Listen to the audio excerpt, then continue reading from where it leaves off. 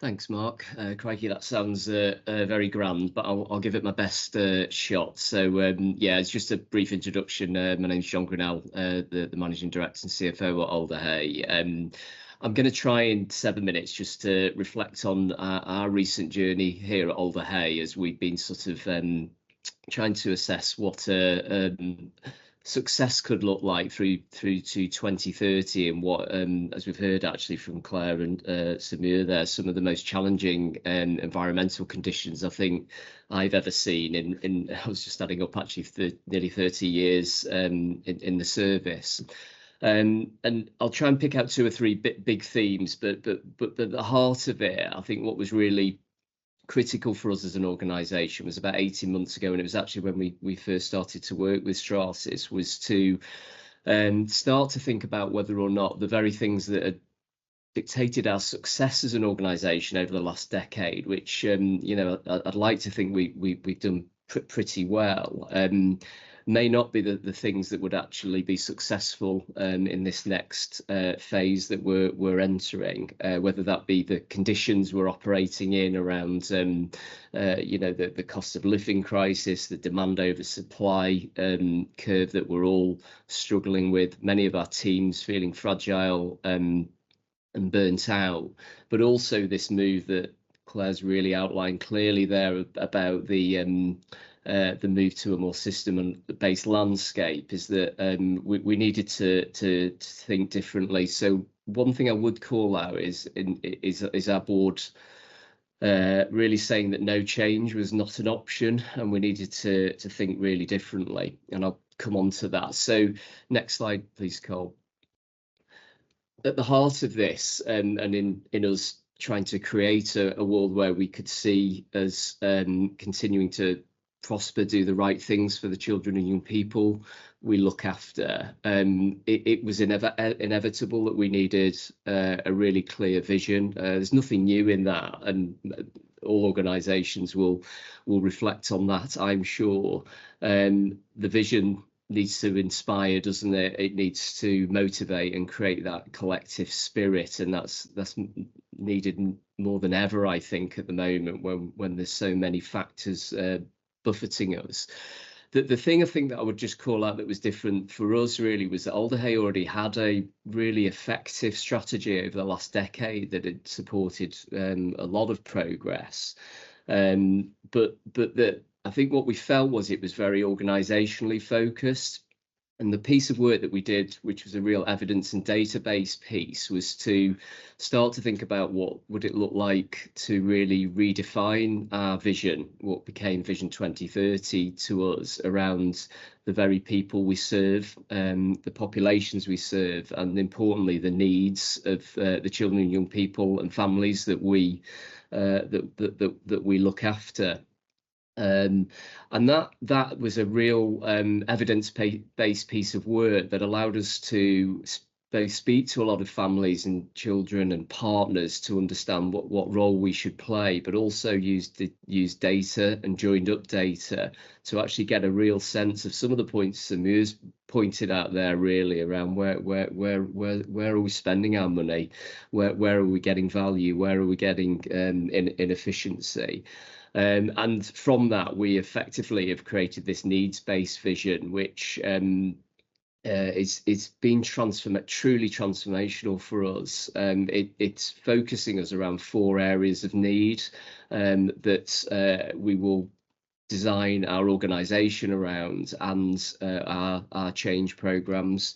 I can't overemphasise the impact that's had on galvanising both our partners, I think, and our colleagues in our organisation, around wrapping around working on the needs and improving things for the experience for children and young people. It's a far more customer focused approach than I've personally used in the past.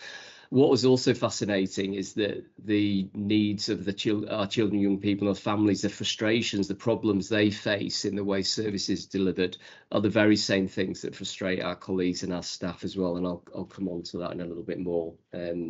Next slide, please.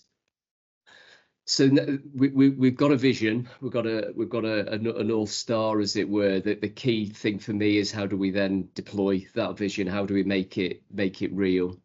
So we've been looking at what kind of frameworks do we need to make sure we have effective decision making that supports us staying true to that vision, and where do we have where as leaders and managers do we have the levers to actually make change and to innovate? And there were 5 key themes we came up with, and I'm going to focus mostly on the workforce over the next couple of slides, but that range right from what do new models of care, radical new models of care, need to look like? Where would we deploy our resources? Where do you invest? Where do you disinvest? What's the methodology behind that? But I think also importantly, the need to start to challenge the business models that are going to support the right behaviours and responses in how we improve services, and particularly in an integrated care system. A lot of our payment mechanisms in the UK are driven to support increased volume of transaction rather than necessarily to rethink how we deliver care. So we're going to need to come up with some of the solutions ourselves. So just focusing in on our people then, if I could just go on to the next slide. Carl, we like many of you who are on the call, I imagine, have seen huge changes in our workforce that I think was starting before the pandemic, truthfully, but has been really rapid since then. I think that the expectations of our workforce have changed. I think we've struggled to keep up with that. I think there are huge challenges that we would all rehearse, wouldn't we, around the cost of living challenges people are facing, the fact that people are suffering from fatigue and burnout, and we were losing people. We had more people losing the service than ever. We had absenteeism, and we had lots of fragility popping up in our teams that was creating the need for a lot of management support. So one of the big things we sort of reflected on was, are we putting in as much emphasis as we are on meeting the needs of the children and young people that we serve as our colleagues and staff? Because our vision for our children is to have a happier, healthier and fairer future.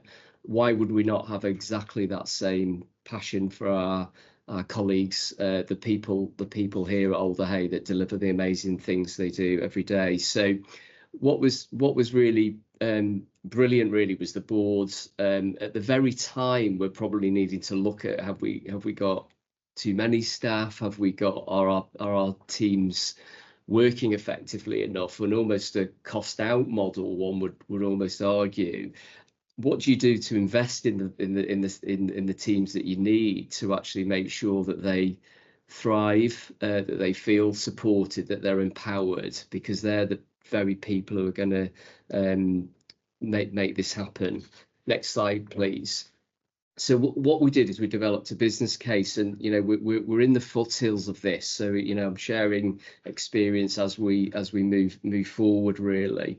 But the board looked at actually the opportunity cost of us not having a thriving workforce, and actually what that showed was, across absence, this experience drain you get through the high turnover and churn, a lack of stability, was that there was the cost of delivering services on a daily basis, but also this productivity loss that you get from this experience drain. So we set about developing a business case. So actually said, well, actually, if we invest in the teams that we've got, to retain them, give them a brilliant experience when they land at Alder Hey, continue to develop them, and create the right culture and environment, that actually the cost benefit analysis was huge, the return. So this wasn't huge investments, but we estimated by 2030 that £25 million savings could be made, or productivity benefits, which were absolutely material for us. So the next slide, please. The board backed this, and there's a whole suite of value propositions that have gone behind what we've started to target for our people here at Alder Hey. But the one area I just wanted to give a quick nod to is the very needs analysis that we did for our children and young people. Is we repeated that with our workforce here at Alder Hey. So we did a new data-driven, evidence-based piece that actually started to look at their needs through a very different light, and it gave us so much learning, I would say, about what their real needs were versus perhaps what our perceived needs were. And from that, there was a suite of value propositions, and I've started to go through some of those here, but I'm happy to talk offline if anybody wants to catch up about some of those in more detail. One area I particularly bring out is after the pandemic, we invested in a staff advice and liaison service called our SALS service, which is an amazing offer for our teams here at Alder Hey. It's led by a clinical psychologist, and is a space that anybody in the organisation can go, whether that's for signposting, whether that's for personal support, or whether for fundamental support for teams to ensure that they can thrive and are high performing. The outputs of that have been truly phenomenal. We've had a 20% increase in staff morale over that period since SALS was introduced. Over half the organisation has used that service. It's something we're really proud of, and actually, as a slight plug, we've built some capability there that we think we can work with other organisations on if anybody again wants to reach out. So I think I'm about out of time, so I'll just go to my last slide. Thanks, Carl. So there's an awful lot to sort of pack in here, and I do not pretend we have got this licked in any sense at all. I'd love to learn from others, but hopefully it's been good to share some of the thinking that we've been doing and trying to flip some things on its head. If I had 3 personal reflections from all of that I've just run through, that the first most obvious point is you've got to have a compelling vision. Without that, I think people are running out of hope at the moment and ambition, and I think we've got to keep our heads up. So I know everybody knows that, but I would just start with that. Then I think the question is, in such a challenging environment, how do you keep making consistent evidence-based decisions? Really tricky, but if we're going to keep people on board with this, decisions need to make sense, even if they're not always popular ones. And then the last one, without sounding a bit glib, is that I am just an absolute convert to our people being the solution to this. We are in real danger, I think, of denigrating them, and actually we need to nurture them. And I suppose a challenge, I think, for boards and organisations in this environment, how much risk can you take in actually supporting your colleagues? I think the real risk is what happens if you don't, personally. But anyway, I think that's me. Sorry, Mark, I think I've slightly overrun there. That's absolutely fine, John. It is a story worth overrunning on. So thank you for sharing that. And we'll pick up some of the questions at the end there.